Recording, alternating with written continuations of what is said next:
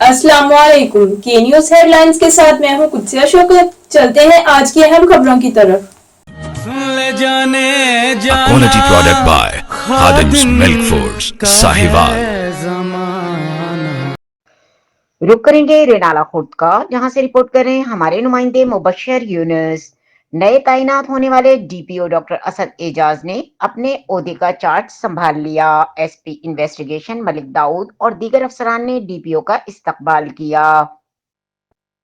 जिले पुलिस की चाकू चौबंद दस्ते ने डीपीओ और डॉक्टर असद एजाज को सलामी पेश की। डीपीओ ने यादगार शोहदा पर हाजिरी दी, फूलों की चादर चढ़ाई और फातह खानी की।